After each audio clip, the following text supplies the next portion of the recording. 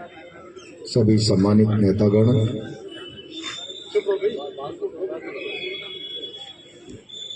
मेरे सामने उपस्थित कांग्रेस पार्टी के कार्यकर्ता बंधु और बहनें, आज कांग्रेस पार्टी के कुछ नौजवान कार्यकर्ताओं को मैं धन्यवाद दूंगा कि सरकार के 2 साल पूरे होने पर सरकार की पोल खोल यात्रा विरोध के कार्यक्रम के रूप में यहां पर आयोजित की है। मैं 10 साल विधायक रहा हूं। 2 साल बेमिसाल और भारतीय जनता पार्टी का कार्यकर्ता सरकार की उपलब्धियों को एक एक घर तक ले जाएगा। जब मैं समाचार पढ़ता हूं तो मुझे बहुत तकलीफ होती है और हंसी भी आती है।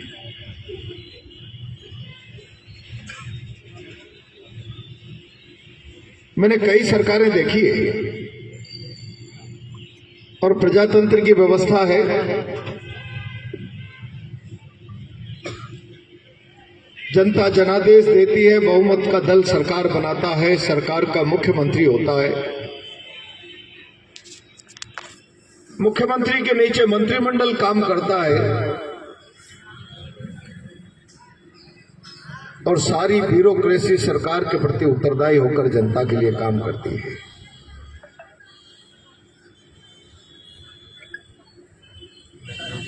किस बात का 2 साल बेमिसाल ये भारतीय जनता पार्टी की सरकार और मुख्यमंत्री मना रहे, मैं आज तक नहीं समझ पाया।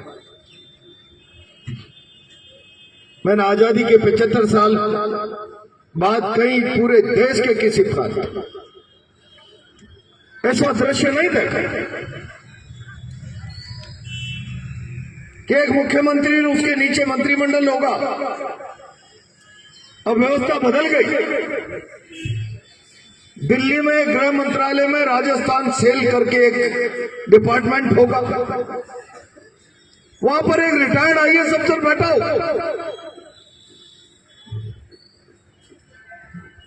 और राजस्थान का चीफ सेक्रेटरी सुबह शाम उसको रिपोर्ट करेगा और राजस्थान का मुख्यमंत्री चीफ सेक्रेटरी के अधीन काम करेगा। कभी नहीं देखा मैं। एक चीफ सेक्रेटरी होगा, उसके नीचे मुख्यमंत्री होगा, मुख्यमंत्री के नीचे का सिस्टम फिर परंपरागत। कई बार भारतीय जनता पार्टी के लोग कहते थे भजनलाल सरकार, तो मुझे हंसी आती। ब्यूरोक्रेसी के लोग दबी जुबान से कहते थे ये भजनलाल सरकार नहीं है, ये तो पंत सरकार। और जिस सरकार के मुखिया की लगाम सरकार की लगाम मुखिया के हाथ में ही नहीं, जिसकी लगाम ब्यूरोक्रेसी के हाथ, और उसका परिणाम यह हो कि सरकार की जिम्मेदारी राजस्थान की जनता के प्रति नहीं, सरकार की जवाबदेही राजस्थान की जनता के प्रति नहीं। बहुमत दल जब राजस्थान के जनमानस से किसी स्थापित नेता को मुख्यमंत्री बनता है तो स्वभाव से जनता के प्रति उत्तरदायित्व का भाव होता है। लेकिन जब कोई दिल्ली पर्ची निकालकर किसी को लॉटरी के रूप में मुख्यमंत्री बनाती है तो उसके उत्तरदायित्व की भावना दिल्ली के प्रति होगी, राजस्थान की जनता के प्रति नहीं होगी। राजस्थान के मुख्यमंत्री पिछले 2 सालों से केवल एक काम कर रहे हैं, दिल्ली नाराज नहीं तो मेरी कुर्सी सलामत, दिल्ली नाराज हो गई तो मेरी कुर्सी खतरे में आ जाएगी। दिल्ली प्रसन्न रहनी चाहिए, राजस्थान की जनता जाए बाहर में। और उसका परिणाम ये हुआ राजस्थान में आज चारों तरफ अराजकता है। इस सरकार का वित्तीय प्रबंधन समाप्त हो गया है। 10 दिन पहले आपने अखबारों में समाचार पढ़ा, जोधपुर में विश्वविद्यालय के वाइस चांसलर के हाथ तोड़ दिया, पैर तोड़ दिया कर्मचारी, केवल इस बात के लिए कि जिन लोगों ने जिंदगी भर 60-60, 65 साल की सेवा विश्वविद्यालय में देने के बाद सेवानिवृत्त होकर घर जा रहे हैं, उनके पास पेंशन का पैसा नहीं है, उनकी पेंशन का रुपया नहीं मिल पाता। और कल तो अखबारों में छपा है कि पूरे राजस्थान के विश्वविद्यालयों की माली हालत यह है कि विश्वविद्यालय चलाने के लिए कर्जा लेकर काम करने की आवश्यकता पड़ रही है। जिस सरकार में शिक्षा जैसे संस्थानों को चलाने के लिए कर्जा लेकर काम चलाना पड़े, मैं समझता हूं इससे गिरी हुई बात इस सरकार के लिए कोई दूसरी नहीं हो सकती। कानून व्यवस्था नाम की कोई चीज नहीं है। सरकार का खजाना खाली है, विकास राजस्थान का ठप है। और अभी भाई विपिन और सारे लोग बोलने वाले कह रहे थे गुंडागिर्दी हो रही है। जब सरकार का चेहरा काला हो जाता है, सरकार कमजोर हो जाती है, तो अपने चेहरे पर नकाब डालने के लिए पुलिस की परत लेती है, कानून की आड़ लेती है, पुलिस की ठान लेती है। और ये हालात आज राजस्थान में। मैं हमेशा कहा करता हूं, प्रजातंत्र में सरकारें लोगों की जान माल व्यवसाय की सुरक्षा की गारंटी है। लोगों की जान माल व्यवसाय के लिए भय का कारण सरकारें नहीं होनी चाहिए। आज राजस्थान में क्या हालात है? राजस्थान का आम जनमानस सरकार से भयग्रस्त है। और मैं अगर कोटा का सवाल करूं, रोज किस प्रकार के किस्से कहानियां अभी लोगों ने भाषण करते हुए कहा कोचिंग उजड़ गई।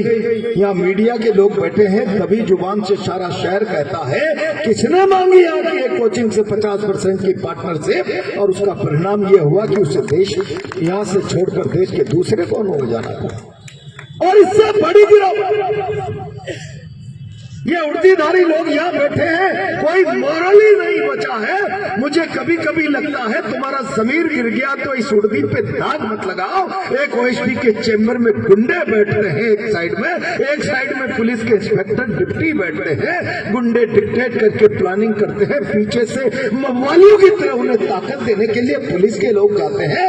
जमीर मर गया हो तो उर्दी उतार दो, इस पे कालिक मत हो तो यार, इस पे कालिक।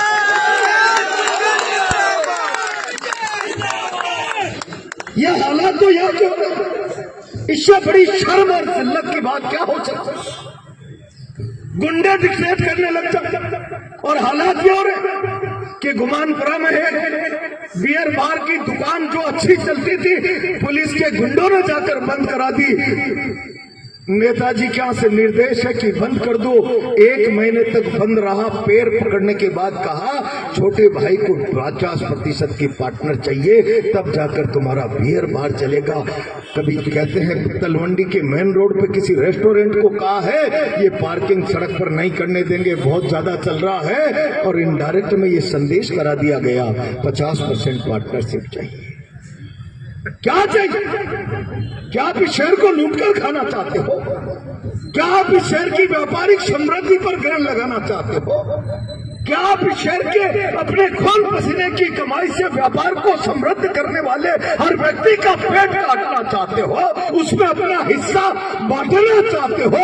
क्या इसीलिए तुम्हें 3 बार विधायक और 3 बार सांसद बनाया कि ये उपलब्धि पाकर तुम इस शहर के लोगों की गरिमामयी कमाई में से आधा हिस्सा काट लो, उनका पेट काट लो, और कोई नहीं कटाए तो उर्दी के लोग को इशारे का इंतजार करके बैठे हैं? मत पोतो रे कालिक, मत पोतो। मैंने विद्यार्थी जीवन में ऐसे सियाई उस 90 के दशक में देखे हैं कि कोई एसपी गलत काम कराने के लिए कह दे तो गलत काम की मना करते थे, और दबाव बनाए तो घुटने टेक कर नाक रगड़ने के बजाय बेल्ट खोलकर कहते थे एसपी साहब ये बेल्ट और टॉफी संभालिए, ये काम मुझसे नहीं हो सकता। क्या गिरावट आई है पुलिस के आचरण? क्या चंद बेईमानी के टुकड़े मिल जाएंगे खैरात में? गलत काम करने से गिरावट मत आने दो समाज जीवन में। जब उड़ती धारण करते समय कलेक्टर साहब, मैं कई लोगों से कहना चाहता हूं, पूछ दबाकर एक थानेदार की हाजिरी में प्रमोटिकी में IAS IPS खड़े रहे। अरे तुम संविधान की शपथ लेकर कुर्सी पर बैठे हो, नौकरी ज्वाइन की है, किसी नेता के नाम की शपथ लेकर, किसी सरकार के नाम की शपथ लेकर नहीं बैठे। नेता आएंगे जाएंगे चले जाएंगे, ये बेल्ट का नंबर खत्म नहीं होगा। इसको धारण करने वाला चला जाएगा तो दूसरा आकर इसको पहनेगा। ये संविधान की शपथ के आधार पर मिलने वाली बेल्टें हैं कि इसको जिल्लत मत दो, इसको अपमानित मत करो। क्या हालात हो रहे हैं इस शहर में, मवालियों की तरह पुलिस और गुंडे मिलकर लोगों के मकान खाली कराने, दुकानें खाली कराने, लोगों के धंधों में से हिस्सेबाजी करने का जो काम चला रखा है। आखिर आप राज चला रहे हो या अपराधी गिरोह चला रहे हो? मुझे अफसोस, ये सारा काम शहर की आंखों देख के हो रहा है। कोई एक व्यक्ति लिखने का और बोलने का साहस नहीं करता। खबर जरूर लिखेंगे, फला जगह जुकाम हो गया स्पीकर जी को, पैदल चलकर वहां गोलगप्पा खा लिया। चार कोने अखबार के चारों कोने के समाचार बन जाएंगे। अरे कुछ तो अपने आप को इस आवाम के प्रति समर्पित रखो। मीडिया हो चाहे प्रशासन हो, ब्यूरोक्रेसी हो, सबकी जवाबदेही आम उपभोक्ता के, आम आवाम के प्रति है।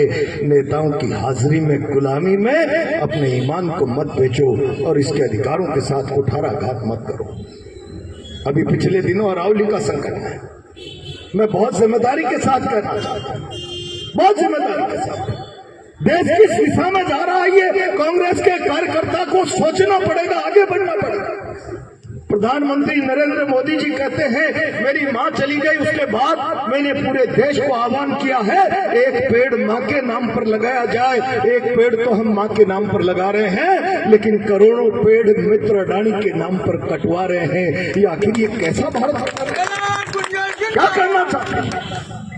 पिछले दिनों अरावली का हल्फनामा राजस्थान सरकार के आधार पर भारत सरकार ने कोर्ट में दे दिया। जो 100 मीटर से नीचे की पहाड़ियां हैं वही अरावली पर्वत की परिभाषा में ऊपर वाली आएंगी, नीचे वाली नहीं आएंगी। 93% अरावली की पहाड़ियों पर संकट मंडरा गया।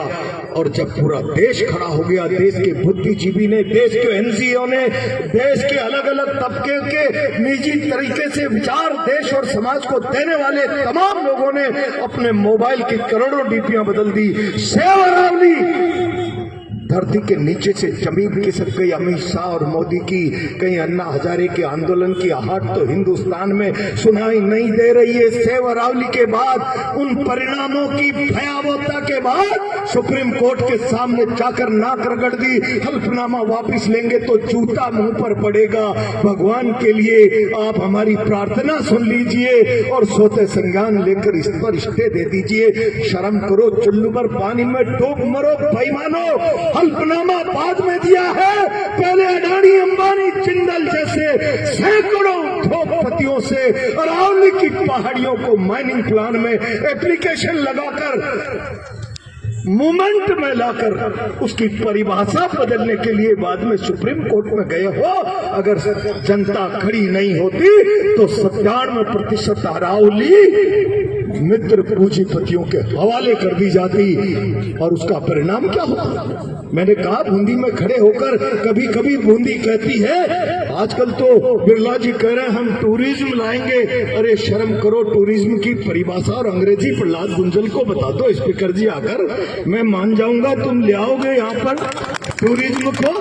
टूरिज्म के नाम पर पता नहीं क्या इवेंट करा रहे हो। या बूंदी कहती है मैं अरावली की गोद में बैठी हुई हूँ, मेरी सुंदरता किसी उदयपुर से नहीं है। और कोटा में हेरिटेज का इवेंट हो और बूंदी की चर्चा नहीं हो, तुम क्या कर लोगे यार? तुम्हारे पास नजरिया नहीं है, केवल अखबारबाजी और लोगों की आंखों में धूल झोंकने के अलावा तुम्हारे पास और कोई काम नहीं है। मुख्यमंत्री जी, आपने बहुत जोर से कहा मैं अरावली की रक्षा करूंगा, अरावली की रक्षा करूंगा। ये सारे के सारे डीजी साहब को मैं धन्यवाद देना चाहता हूं। मुझे पता है यहाँ के एक आध नए बाद में आने वाले अधिकारी भी इस व्यवस्था से पीड़ित हैं और उन्होंने एसपी साहब से गुहार लगाई, आईजीपी साहब से।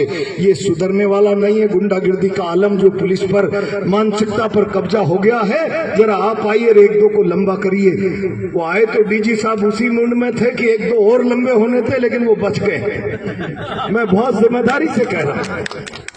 आप अभी कह रहे थे अरावली की रक्षा करूंगा, चिंता मत करो।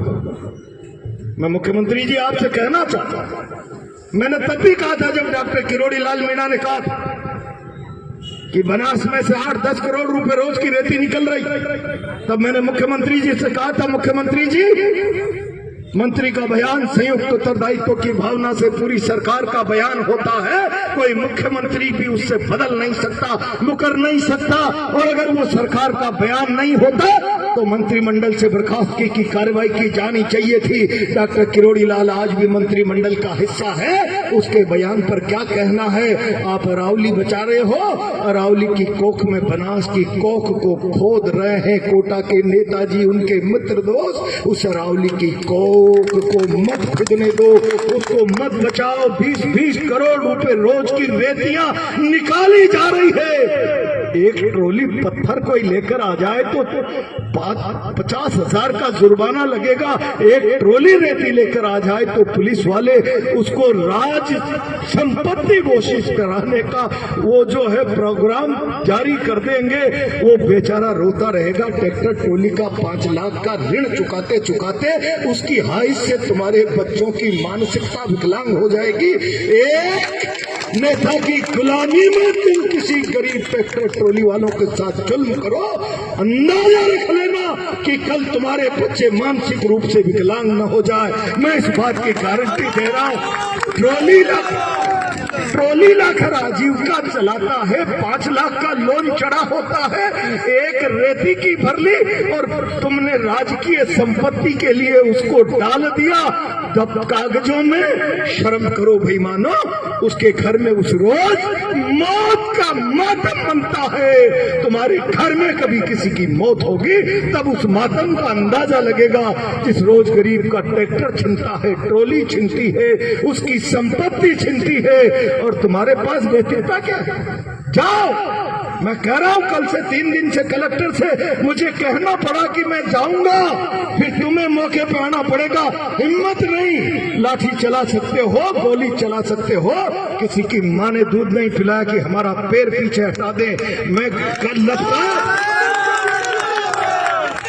लफड़ा मैंने कि वहाँ 4 चुमाम अवैध खनन हो रहा, कान में जू नहीं रहेंगी। दूसरे दिन का मैं जाऊंगा, कलेक्टर साहब, एसपी साहब मौके पर आ जाएगा। तुम्हारे सीआई की औकात नहीं कि प्रहलाद गुंजल से आके मौके पर बात कर ले। जरा कल्पना कर लीजिए कि इस झगड़े को तब जाकर बंद कराया, फिर कल रात में 3 दिन बाद वापस चालू कर दिया।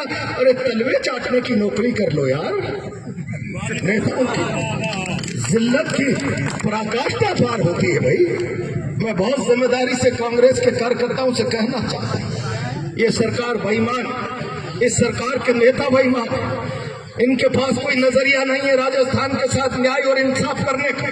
और जब राजस्थान के साथ न्याय और इंसाफ करने का कोई नजरिया नहीं, जवाबदेही पर खरा उतरने की स्थितियां नहीं, पब्लिक जवाब नहीं मांग ले, इसलिए उड़दी का भय लोगों को दिखाया जाए। और ये जब तानाशाह निरंकुश शासन बन जाता है, कमजोरी के कारण अत्याचार बढ़ाता है, तब विपक्ष को मजबूत और सजग रहना पड़ेगा। ऐसे हालातों में डरा हुआ और कमजोर विपक्ष भी लोकतंत्र के लिए घातक हो जाता है।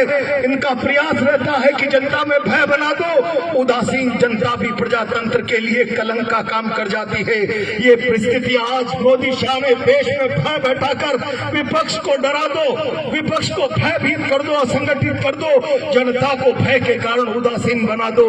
ऐसे हालातों में इस भारत के प्रजातंत्र को बचाने के लिए तुम चलाइए। 5 साल का मैंडेट दिया है, 5 साल बाद तुम्हारा जनाजा राजस्थान निकाल देगा, लेकिन 5 साल में तुम इस राज के काले कारनामों पर, नाकामियों पर पर्दा डालने के लिए जनता में भय का माहौल बनाना चाहते हो।